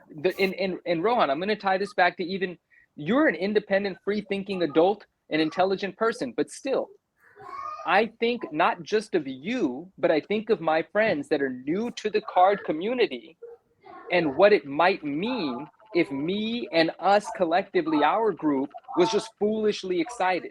how we might inspire someone that's new to the community to think there is value here, or that they need to scrounge up $1,000 to buy this set. No, you do not. You do not have to have this product. This is not about collecting. This is about consumerism now. Yeah. This is not about making something dope. This is about advertising, and our friends are falling victim. Totally. And like all that goes with everything you said, what has been said, is by no means is it a reflection of the work Dan did on the set, the cards. Of course not. The cards are amazing. amazing. Do with like the distribution and how it's being put out there. And yeah, I fully agree. And for that matter, and so I as well, like I actually really look forward to watching other people exactly enjoy it in that way. Enjoy it. And if you get a Silver Surfer, and you need someone that needs to be like, I want to talk to you about it. Yeah, man. Look, dude, even if you pay up to get the card you want, it's better than gambling $900 and only having a 1 in 36 shot of maybe getting something you like. Totally, exactly. That's my whole point. It's like, let's just say I could afford $1,000 for this box, or even at the $600 price point. Like, yeah, the chances of getting a Surfer is still so low that it's not worth the gamble. And so it's like, I'd much rather just like, wait for one to come available. The what's the word? What's that hit? Dopamine hit. The dopamine hit that people are anticipating, man, the crash is gonna suck for some folks. All right. Because you're so damn excited that you got this $1,000 box coming to you, and you're gonna hit it, and you're gonna have a screen full of people excited for you. When you exit that YouTube live and you turn that phone screen off, and you're by yourself, and the $1,000 are gone, and you didn't get the card you wanted, that's going to be the exact opposite feeling of the excitement leading up to that moment. And when you feel that crash, that's when you're gonna say, "Damn, I shouldn't have." I should buy another one. Yeah. Second one. I gotta try again. Well, what's funny is on one of stay in business, losing is addicting. On one of the episodes, a giveaway that Justin and Alonso did together was for a box, and I was like, I would love to win that giveaway because then I would get a box. I would open one to someone. Azza from Australia, sent me 2 boxes of the other set, the other expensive card set. And I never would have opened them if it was at that point in time. They were like $400 or $500 a box, and now they're at like $2 something a box, right? What box is that? 2022 Fleer Ultra Avengers, another premium set of theirs. Where anyway, yeah. And so I wouldn't have opened that if it wasn't for Azza sending me those, and I opened them on the show. And I opened 2 boxes of that. Can you believe it? He sent me 2 boxes. Like, wow. So really thankful for that. Shout out Azza. Thank you for that. And so with masterpieces, I'm not a buyer of the boxes, but I'm going to be a buyer of the cards that I admire. See, my whole thing is, I just don't get excited just because a company puts something out. I don't root for companies in that way. That's not my guy. Those are not my folks. That's some company putting out some product. It's their job to try to create hype. And when my friends just voluntarily get everyone excited about it, I'm like, did you get a check cut for that? Like, and then I got to remember though, my friends are content creators. They're creating content, that's what they're doing. I didn't sign up for a life of just creating content to promote stuff. I want to create content when I do dope shit, Yeah. That being said, if Upper Deck wants to cut us a check, I'll hype that product, baby.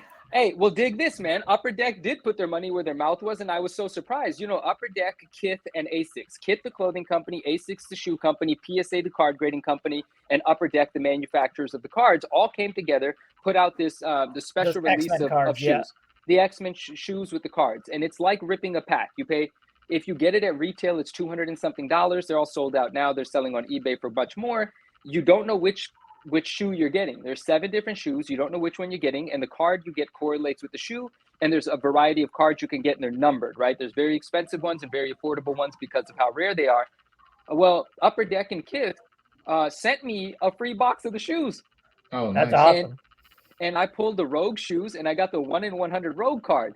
And maybe this is somewhat in poor taste, but I sold them. and I sold it for $500, bro. And so I sold the shoes and the card because I pulled the Rogue 1 in 100 for $500. But what I did keep, what only came to me and other people that got the advanced release, it's the friends and family release. They sent a special box A separate box that says friends and family on it had a comic book and a note in it from Ronnie Feig, the founder of Kith. Now, other people did get the comic books as well, but not everyone. And so I didn't have to sell that. I kept the friends and family box and the comic book and the note, because that's the only thing that was different from what the general release is, right? So I kept that for myself. But the shoes, I listed them with the card for 650 or best offer. And someone started with an offer of 400 and we settled at 500 and I shipped them yesterday. Nice. So thank you. Go ahead. Oh, no, I was gonna say, did you see that the Gambit 1/1 is on eBay for 20K? I did see that, and that's a very exciting card, and I'm going to be excited to see what it does. There's also another one that just hit yesterday, not a 1/1, one of the dope ones, and I'm actually going to bid on. Oh, I can talk about it because this doesn't show. When does this air? This is not going to be for 2 weeks. So, and it's going to go for way more than I would want to pay for it, so we'll just have fun with this. But the out of 10, the team card, the X-Men team card. Is that so? Out of 10 is green. The green one out of 10 is at auction right now. I think it's already at like $600 and it's got 9 days left. So I'm probably going to tap out of that auction, but I really want to know what it sells for. I think it's a very cool card, and whatever someone's going to pay for it, I'm most likely going to think it makes sense, because that's like a cool event that happened. It actually says Kith on the PSA label. It's never been a branded PSA label before. It's fun, you know. Yeah, I was talking to Elusive about that 1/1 Gambit. He's like, man, $20,000. I was like, yeah, but to be honest, like as much as like excitement that set's got, like if I pulled it, I'd throw it up there for that much just to like see if I gotta get a catch. Why not? I mean, if he put it up for 3,000, it'd be gone in a heartbeat. Yeah. If he put it up for 5,000, it'd probably be gone. If he put it up for 10,000, he'd probably be happy. He just shot for the moon, you know. Yeah, I was gonna say, might as well take a shot. And if it, lasts a week or then you can readjust or whatever, but like might as well take a shot. Yeah, and just to really quickly with the all the modern cards, I am very much a part of the card world. I respect and appreciate the cards. I just don't like the mechanism of release, the process of distribution, the price point at which they start at, and how they are. I just don't like how it's done, and I kind of just wish like our community would push back a little. But instead of pushing back, they just want to participate. They just want to feel like they're a part of something happening. And I appreciate and respect that as well. So that's why I've just taken a position to observe from the outside, and I'll participate on the secondary market, but I will not be a retail buyer of it. I'll be trading with friends and buying cards from my friends. That's what I like about collecting. Collecting to me is not about buying from a company. It's not. Yeah. It's about hunting my favorite old shit that I remember and I don't have. I don't need companies for me to buy stuff that was made 30 years ago. That's collecting to me. No, like JP and I just this week, like, so I acquired, I'm a big Silver Surfer fan, so I also collect comic books, and I found a really cheap Silver Surfer 15, which is this great cover with him and the Human Torch. And I was like, I already have one, I have 3, I have 4, I got this one. Those are really, with the exception of 14, those are all the ones that are even close to expensive, essentially. I was like, and the run is only 18 comics. I was like, I'm a Silver Surfer fan. Like, I should just collect all 18. I was like, the only one that may cost me $100 is 14. And I was like, so why not go for it? And then I'm talking to JP about this. He's like, I have 14. And I was like, are you really? And he's like, and I was like, well, how much? And he's like, well, you said $100. I was like, yeah. And I'd much rather give that to him. It kind of like keeps it in the house. Yeah. And, we all win. And here's the other thing. Exactly, right? With the friends, with the community, that engagement. Here's the other thing I want to say, which I don't like.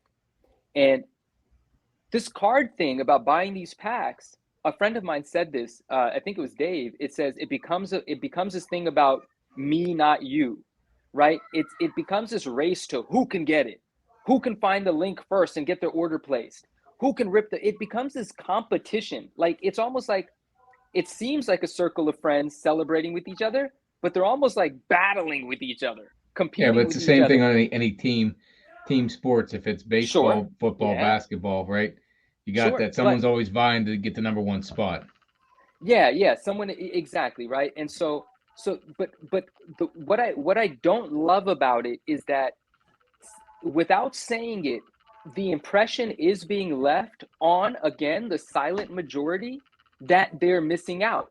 When you're creating the excitement for the people that can afford to participate, and when you're saying like, all of our friends that got boxes, let's rip these boxes. And I'm not talking about any one particular person. There are plenty of people saying that, my friends, we're going to rip boxes together.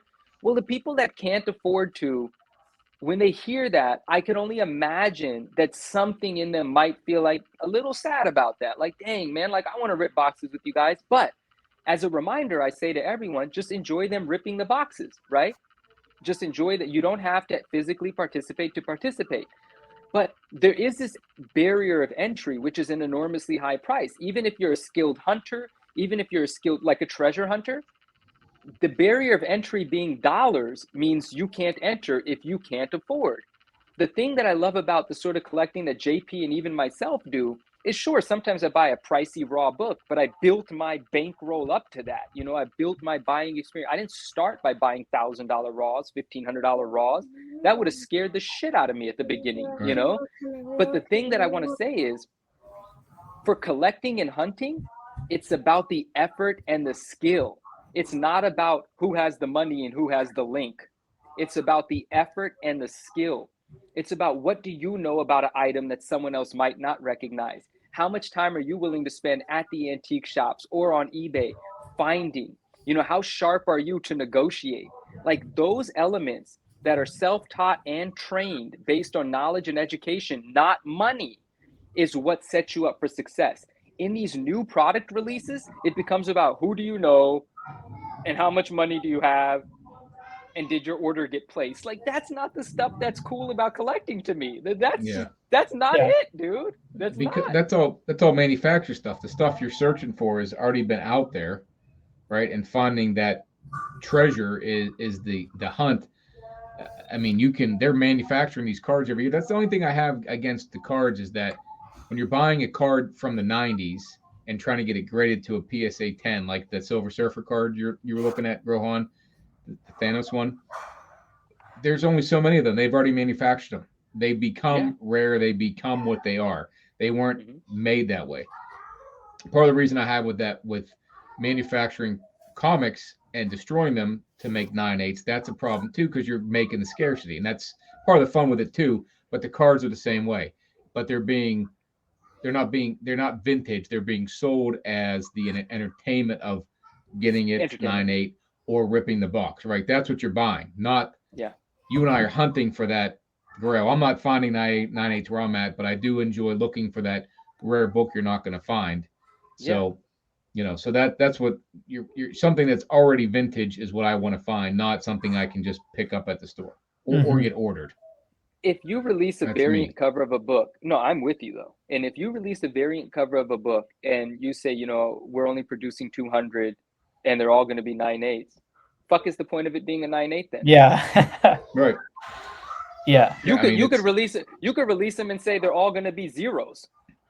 Yeah, they're all the fucking same. There's not a difference. Difference is what creates difference in value. Yeah. Agreed. I agreed. Yeah. It's funny. But shout out to that's why I don't buy modern variants either. Like, what's the point? If I like the artwork, I'm just going to look at it every now and then and like it. I don't believe in it as a value proposition, because what's actually being sold is just psychological manipulation, not actually something worth something. Yeah. Right. No, I'm not into the modern game or the variant game. So yeah, I agree with you on that. But if I like one, I'll buy it because I like it, period. Something I recently found in the wild. I don't know if you guys can see that. Yeah. Yeah. Do you know that book? Oh, it's a Newsstand. Yeah, I don't know the book. Tell me about it. The Newsstand second print. So this is Robin #1 from, I think it's 1993 or 1992 maybe, but it's the second print by Newsstand. And it's second print because it has The Adventure Begins up here as opposed to poster inside. So it has it's a variant that it's hard to find. I knew I would find this in the wild someday, right? I've been looking for this for about a year. I don't know. It's not worth a ton. It's not thousands. It's maybe $100, maybe less. But it's fun to find it. Right. That's what I mean. I knew I thought I would find it because it's something that someone would look over and miss, right? Because they would see Newsstand but not know for the two things to find. This was at my local, not my local LCS, at an LCS when I was doing some traveling in the newly arrived pieces for $8. Wow. They missed it. Right, it wasn't a ton of money. I can't get more than maybe $100 for, like I said, but I just knew Hey, I'd find it. that's actually really, wow. 8 to 100, that's really good, actually. Yeah. Yeah, That's not bad, but that's the kind of stuff I look for, and you got to know what you're looking for in that regard. But you that's know, the advantage. Yeah, but this is 30 years old, not like the cards that are made to be rare. This is rare for these little points of it, like looking through.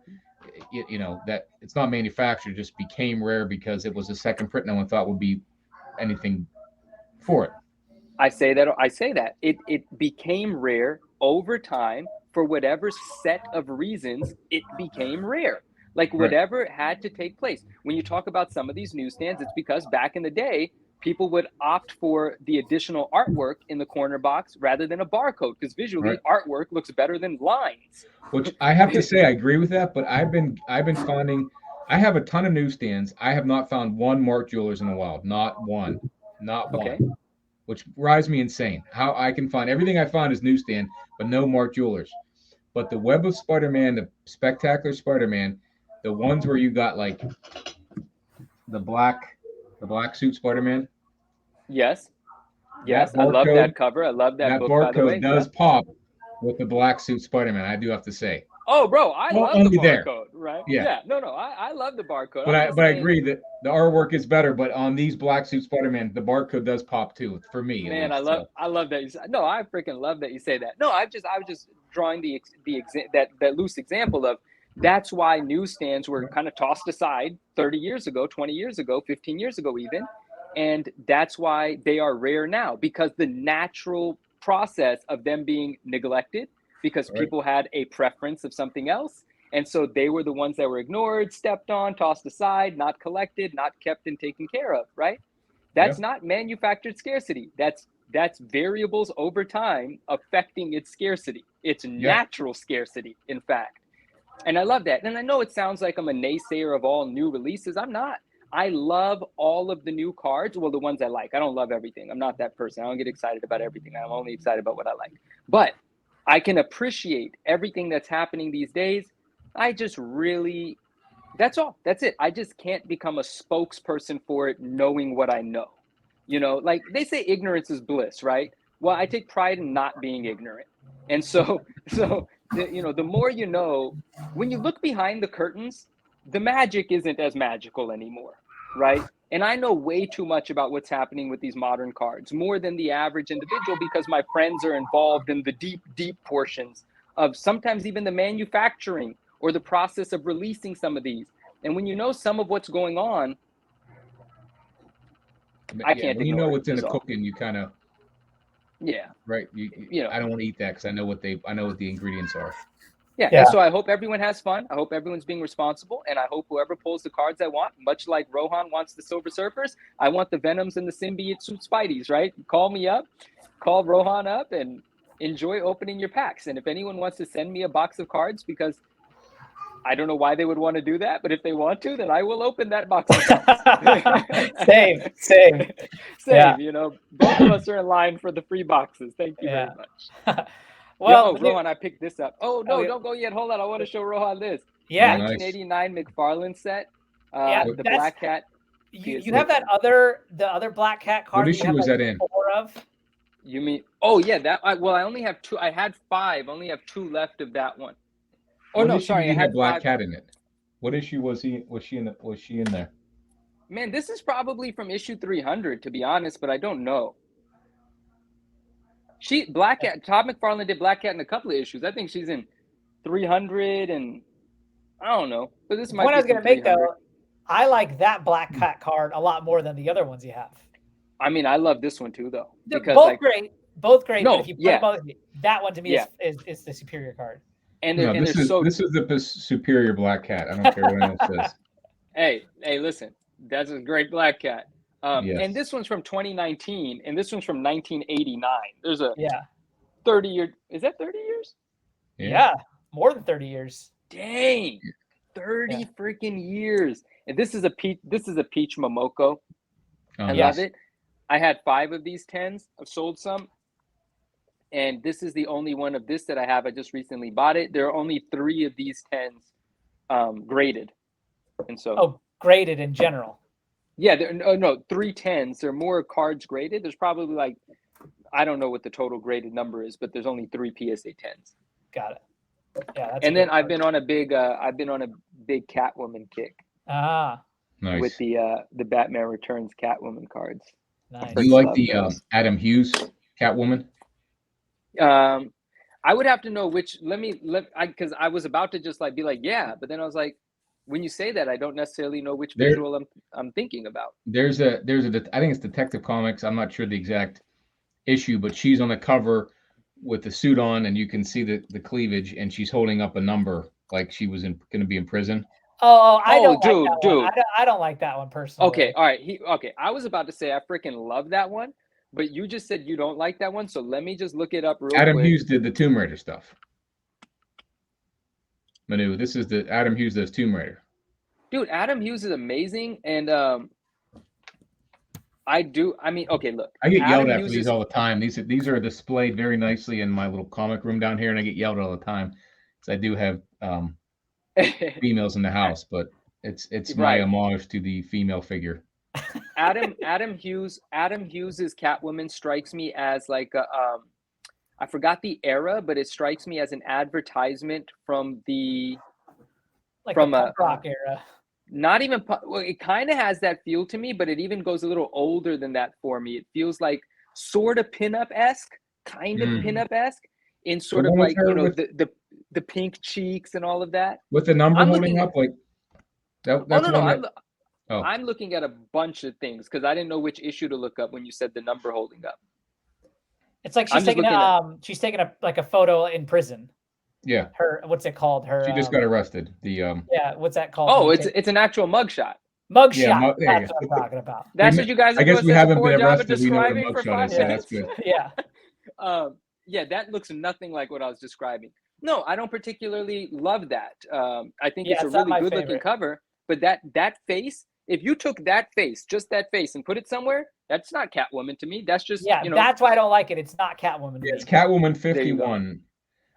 You can't touch it. At the last show was it was $150 for Raw, and I couldn't bring myself to buy it for that money. I do want that cover, but I wouldn't pay that much for it. But it's Catwoman 51. He did Zatanna 1. I think he has a high expensive issue with her on the cover, so he does get a nice penny for his books. I do believe prior to us talking about this Catwoman stuff that JP was about to say goodbye because we're at. I think so. I think that's what was about to happen. I mean, not JP. I was winding it down. Yeah. Yeah, he doesn't like this. No, I love it. It's just like the kids are. No, this you don't like. You wouldn't pay the kind of money I pay for these. No, those I don't like either. No, but I paid it. I'll just look them up on the internet if I need to. I'll just send you pictures every so often. And no, man, there's some Catwoman covers that I'm looking at and finding, and I'm loving. There's some from the animated series that I have that I absolutely love.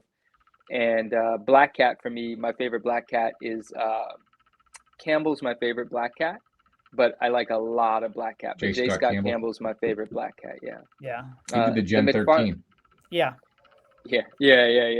And the McFarlane Black Cat is only really appealing. I mean, I love it because it's McFarlane. I just love McFarlane. That's what I'm trying to think. I have almost every McFarlane book from 300 to his end of his run, 328. I don't remember Black Cat on the cover unless she was in Spider-Man. She's not from the cover. I don't think. But I mean, like, I don't remember seeing her on the cover enough that she was in the issue. I can't remember what issue she would have been in. That's what I'm trying to figure out because she's not on any covers. So what issue was it? And I'm trying to think what it was. Well, even 316, even Amazing Spider-Man 316 is a Black Cat story because it is. She's just in it. Yeah, I have that one. But there's a lot of yeah. I haven't read these books in 30 years, and so I don't remember. And I've been trying to complete. Crack out that 9.8 for us, Manu. I got a messed up copy up here somewhere that I'll crack open and look to make sure. A really interesting thing has happened, and you got another.